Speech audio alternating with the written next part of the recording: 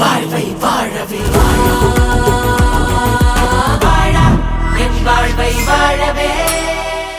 Chanakya international academy உங்களுக்குள் இருக்கும் தலைவரை வெளிக்கொண்டு வரும் பியூர் பாலிடிக்ஸ் பயிற்சி பட்டறை. நேரடி மற்றும் இணைய வழி. கான்டாக்ட் 7338824242. பொங்கல் திருநாள் தமிழருடைய மிகச்சிறந்த ஒரு திருநாள் என்பது பொங்கல் திருநாள். பொங்கல் என்றாலே காலங்காலமாக சொல்லுவது பழையன கழிதலும் புதியன புகுதலும் தான். நீங்க பார்த்திருப்பீங்க, 3 பொங்கல் பானை வச்சிருக்கோம். அந்த 3 பொங்கல் பானைகளுக்கு பொருள் நீங்க அந்த காலத்துல சொல்லுவாங்க, மூவேந்தர், முத்தமிழ், முக்கணி இதெல்லாம் சொல்லுவாங்க. தனியா வேற எதுவும் வச்சுக்காங்க. இது 3 பொங்கல் பானைக்கு 3 அர்த்தம் உண்டு. எங்களை பொறுத்த வரையில் ஆட்சியில் பங்கு, அதிகாரத்தில் பங்கு, அதிக இடங்களில் போட்டி, இந்த புதிய இந்த சூழ்நிலை வருவதற்காகத்தான் நாங்க இந்த பொங்கல் ஜனநாயக பொங்கல் வச்சோம். அந்த ஜனநாயகம் நீங்க தடுக்க முடியும், இந்த ஜனநாயகத்தை யாராலையும் தடுக்க முடியாது. அதாவது இந்த ஊடகங்கள் வாயிலாக ஒன்றை நான் சொல்லிக் கொள்கிறேன். தமிழ்நாட்டில் ஒரு போலித்தனமான பாசிச எதிர்ப்பு இருக்கிறது என்பதற்கு இந்த நிகழ்ச்சியே ஒரு காரணம். பாசிசம் என்பது அடக்குமுறை சர்வாதிகாரத்துடைய வேறொரு சொல். ஆனால் இந்த கூட்டம் நடத்துவதற்கே நீங்க எல்லாரும் நினைச்சிட்டு இருக்கீங்க போலீஸ்னா ரவுடிகள் அடக்கிறதுக்கு இல்லை. போலீஸே ரவுடியா மாறி இருக்கு இந்த கூட்டம் நடத்தக்கூடாது. ஆக இந்தியாவிலேயே அமைதியான மாநிலம் தமிழகம். நம்புங்கள் நண்பர்களே, ஒரு பொதுக்கூட்டம் அரங்கத்திற்குள்ளே நடத்துவதற்கு கூட இவ்வளவு கடுமையான நெருக்கடி, காவல்துறை மூலமான நெருக்கடி, தனியார் இடத்தில் நடத்துவதற்கு நாங்கள் அனுமதிக்கு ஏற்பாடு செய்தது அங்கே மிரட்டினார்கள் என்பதற்காகத்தான். எங்களுக்கு வேண்டிய ஒரு இடத்திலே இதை ஏற்பாடு செய்தாலும் இங்கேயும் மிரட்டல் இருக்கிறது. நீங்கள் பார்க்கலாம், உள்ளேயும் போலீஸ் இருக்கிறது மத்தியில. ஆக ஜனநாயக பொங்கல் கொண்டாடுவது ஏன் என்று யாராவது கேட்டால் அதற்கு விளக்கம் தருவதற்காக அரசாங்கமே ஏற்பாடு செய்திருக்கிறது. நிகழ்ச்சி நடத்தக்கூடாது என்று காவல்துறை வைத்து ரவுடிகளை அடக்க வேண்டிய போலீஸே ரவுடியாக மாறியிருக்கிறது. நாங்கள் ஏன் இதை செய்ய வேண்டியிருக்கிறது? காங்கிரஸ்காரருடைய அடையாளம் அழிந்து போய்விடக்கூடாது. இந்த பரம்பரையாக இருக்கிற பொங்கல் எப்படி இருக்கிறதோ அதை போல இந்த நாட்டுடைய சுதந்திரத்துக்காக போராடி உயிரை இழந்து நாட்டுக்கு சுதந்திரம் வாங்கிய காங்கிரஸ் கட்சியுடைய அடையாளமே இருக்கக்கூடாது என்கின்ற சூழலை உருவாக்கி கொண்டிருக்கிறார்கள். இன்றைக்கு கூட ஒரு திரைப்படம் வந்திருக்கிறது. நான் திரைப்படத்தை சொல்வதற்கு காரணம், அந்த திரைப்படத்தை தயாரிப்பது தமிழகத்தினுடைய ஆளுங்கட்சி, அந்த குடும்பம். அந்த படத்திலே இருக்கிற வசனத்தை பற்றி சொன்னார்கள். காங்கிரஸ் தான் இந்தியை திணித்ததாம், இவர்கள் தான் எதிர்க்கிறார்களாம். அந்த இந்திய எதிர்ப்பு என்பதை இந்த நேரத்திலே சொல்ல வேண்டிய கட்டாயம் இருக்கிறது. எனக்கு இந்தி தெரியாது, இங்க இருக்கிற பல பேருக்கு இந்தி தெரிய வாய்ப்பில்லை. ஆனால் அந்த குடும்பத்தை சேர்ந்த ஒரு மேலவை பாராளுமன்ற உறுப்பினராக இருக்கிற ஒரு பெண்மணி, அந்த குடும்பத்தை சேர்ந்தவர், இந்தியிலே படித்து பட்டம் பெற்றிருக்கிறாரா இல்லையா? அந்த குடும்பத்தில் இருக்கிற ஒரு இளைஞர் மத்தியில் அமைச்சராக இருந்த போது அன்றைய முதலமைச்சரிடம் கேட்ட நேரத்தில் எப்படி இந்த இளைய வயதிலேயே அவன் சிறப்பாக பணியாற்றினான் கேட்ட போது அவனுக்கு ஆங்கிலத்தை விட இந்தி மிக நன்றாக தெரியும், ஆகவே அவனுக்கு அங்கே மரியாதை இருக்கிறது சொன்னாரா இல்லையா? ஊரிலே இருக்கிறவன் எல்லாம் நீ அம்மா என்று அழைக்க முடியாது, மாதாஜி என்றுதான் அழைக்க வேண்டும், அப்பா என்று அழைக்க முடியாது, பிதாஜி என்றுதான் அழைக்க வேண்டும் என்று ஊருக்கு சொல்லிவிட்டு தன் வீட்டில் இருக்கிற பெண்களையும் பிள்ளைகளையும் எல்லாருக்கும் இந்தி கற்றுத் தந்திருக்கிறார்களே. நான் அவர்களை பகிரங்கமாக கேட்கிறேன், இந்தி இந்த நாட்டு ஓட்டெடுப்பு நடக்கிற போது சரிசமமாக வாக்கு வருகிறது, இந்திதான் ஆட்சி மொழி என்று அந்த விவாதத்திற்கு அந்த நேரத்தில் சேர்பர்சனாக இருந்த சஞ்சீவ ரெட்டி தன்னுடைய வாக்கை இந்தி மொழிக்கு எதிராக போட்டதால் தான் அரசியல் சட்டத்திலேயே இந்திய ஆட்சி மொழியாக தடுக்கப்பட்டது. ஆக நீங்கள் எதை உயிர்கொள்கை என்று சொல்லி இன்றைக்கு படம் எடுக்கிறீர்களோ அந்த உயிர்கொள்கை இந்தி ஆட்சி மொழியாக வராமல் தடுத்த அந்த சஞ்சீவ ரெட்டி இந்திய நாட்டுடைய ஜனாதிபதி தேர்தலுக்கு நின்ற போது நான் சொன்னது நண்பர்களே, அவருடைய தந்தை பெரியார் சொன்னது, விடுதலை எடுத்து பார்த்துக் கொள்ளுங்கள், 1000 இருந்தாலும் விவிகிரி பார்ப்பனன், சஞ்சீவ ரெட்டி நம்மாள் என்பது மட்டுமல்ல, திராவிடன் என்பது மட்டுமல்ல, இந்தி இன்றைக்கு ஆட்சி மொழியாக வருவதை தடுத்தவனே அவன்தான். அவனுக்கு நீங்கள் வாக்களிக்க வேண்டும் என்று சொன்ன போது அன்றைய முதல்வர் உங்களை போன்ற ஊடகத்தின் பக்கத்திலே நின்று அவர் சொன்ன பதில், உங்களில் ஒருவர் கேட்கிறார் உங்கள் தந்தை சொல்லி இருக்கிறார் என்று, அதற்கு சொன்னது தந்தைக்கு வயதாகிவிட்டது, ஏதேதோ பிதற்றுகிறார். இவருடைய இந்தி எதிர்ப்பு போராட்டம் அது. நான் பகிரங்கமாக கேட்கிறேன், 1967 வரை தமிழ்நாட்டில் அரசு பள்ளிகளில் தமிழ்தான் மொழியாக பாடமொழியாக இருந்தது. அதற்கு பின்னாலே ஆங்கிலத்தில் ஒருவருக்கு காங்கிரஸ்காரன் காரணமா, அதற்கு பின்னாலே வந்த திராவிட இயக்கங்கள் காரணமா? ஆக சொல்வதற்கும் செய்வதற்கும் சம்பந்தம் இல்லை. தமிழ் மொழிக்காக அந்த காலத்திலே திருக்குறளை மொழியிலே கொண்டு வந்து பல சாதனைகள் செய்வதற்கு தலைவர் காமராஜ் காரணமாக இருந்தார். அதையெல்லாம் மறைத்துவிட்டு போலித்தனமாக இருக்கிறார்கள். நாங்கள் இப்படி வருவதற்கு காரணம் ஒன்றை இன்றைக்கு ஒரே ஒரு செய்தியை சொல்லுகிறேன், பல பேருக்கு தெரிய வாய்ப்பில்லை. 1972 தலைவர் காமராஜ் திருச்சிக்கு வருகிறார். அங்கிருந்து கரூருக்கு போக வேண்டும். அப்போது அவருக்கு நீரிழிவு நோய் இருந்த நேரம். அப்போதெல்லாம் அவர் போகிற வழியில் அவருடைய உதவியாளர்கள் எங்கெல்லாம் டிபி இருக்கிறதோ அங்கெல்லாம் ஒரு நிறுத்துவார்கள். ஒன்று இறங்கி அவர் சிறுநீர் கழிப்பார், இல்லை என்றால் பரவாயில்லை போ என்பார். அந்த 72 திருச்சியிலிருந்து போகிற போது திருச்சிக்கு அடுத்து பெட்டாய்த்தலையிலே ஒரு டிபி, குடித்தலையிலே ஒரு டிபி, மாயனூரிலே ஒரு டிபி, கரூரிலே ஒரு டிபி. அவர் திருச்சியை விட்டு புறப்பட்டவுடன் அவருக்கு பின்னாலே போன நான் அது பார்த்த காட்சி. அத்தனை டிவிகளும் கேட்டே மூடப்பட்டு பூட்டப்பட்டு விட்டது. போகிற வழியிலே அவர் சிறுநீர் கடிக்க கூட விடக்கூடாது என்பதற்காக. எப்படிப்பட்ட வக்கர புத்தி என் கண் முன்னாலே இன்னமும் இருக்கிறது. குளித்தலை தாண்டியதற்கு பின்னாலே அவர் போக வேண்டும் என்கிற போது சாலை ஓரத்திலே நம்மை போல அவரும் சாலை ஓரத்திலே சிறுநீர் கடித்து விட்டு போனார். அவர் அதை பற்றி கவலைப்படவே இல்லை. அப்படியெல்லாம் செய்துவிட்டு தமிழ்நாட்டில் இருக்கக்கூடிய அத்தனை டிவிகளிலும் காமராஜருக்குத்தான் அவருக்காகத்தான் இவர்கள் ஏசி வைத்தார்கள். எப்படிப்பட்ட பம்மாத்து வேலை நண்பர்களை! 2-3 நாட்களுக்கு முன்பாக அந்த கட்சியுடைய மிக முக்கிய தலைவர்கள் ஒருவர் காமராஜரை மட்டுமல்ல, உலகத்தில் இன்றைக்கு ஒரு தலைவருக்கு 100க்கும் மேற்பட்ட நாடுகளில் சிலை இருக்கிறது என்றால் மகாத்மா காந்திக்கு. அந்த காந்தியை பற்றி பேசுகிறது, என்னடா காங்கிரஸ்காரன், காந்தியே உள்ள படுக்க வச்சவனே நாங்க தாண்டா, உங்களுக்கெல்லாம் என்னடா இருக்கு என்று கேட்கிறார். அது என்ன உள்ள படுக்க வச்சு எனக்கு புரியல. துரைமுருகனை உள்ள படுக்க வச்சோன்னா எனக்கு புரியுது, பொன்முடியை உள்ள படுக்க வச்சோன்னா புரியுது, டிஆர் பால உள்ள படுக்க வச்சோன்னா புரியுது, பேசினவரே உள்ள படுக்க வச்சாங்க அப்படின்னு சொன்னா புரியுது. ஆனா மகாத்மா காந்தியை உள்ள படுக்க வச்சா, அட பாவிகளா, நீங்க எல்லாம் வெள்ளை சட்டை வேட்டி கட்டுவதற்கு காங்கிரசும் காந்தியும் செய்த தியாகம், அதனால்தான் வந்திருக்கிறீர்கள்.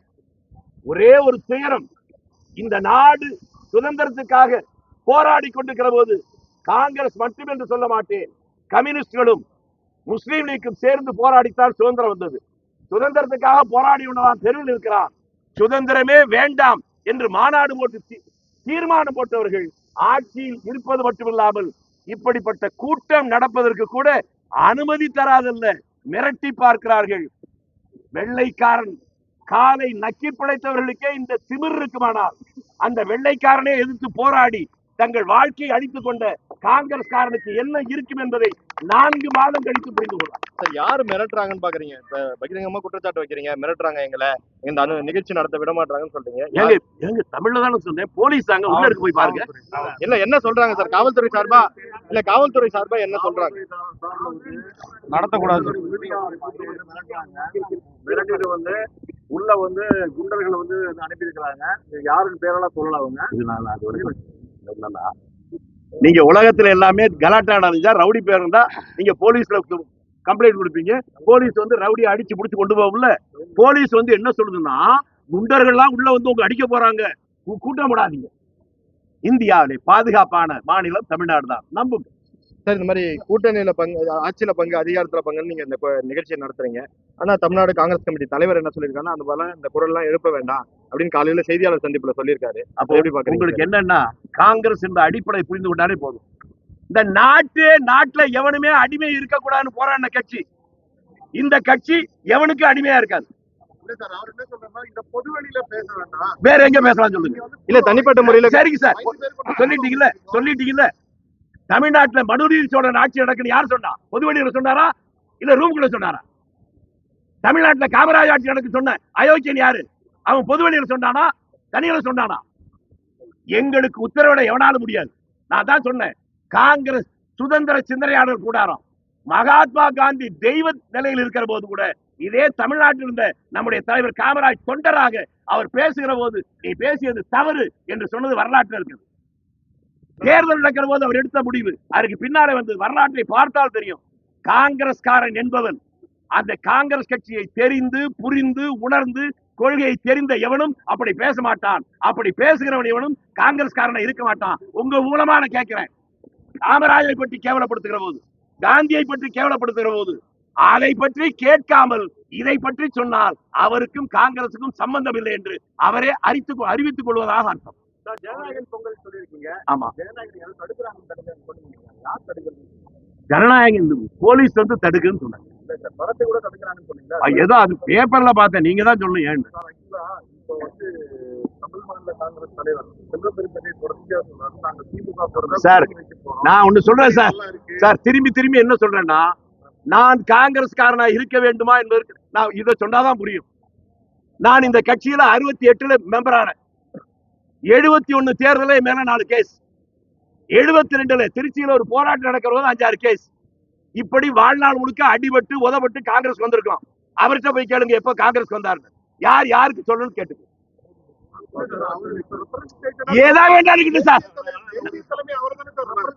சார் எதா வேண்டாம் இருக்கட்டும். ஒரே வாரத்தில் முடிச்சுட்டேன். எங்களுக்கு யாரும் உத்தரவிட முடியாது. காங்கிரஸ்காரன் சுதந்திர சிந்தனையாளர், அவன் தான் காங்கிரஸ்காரன்.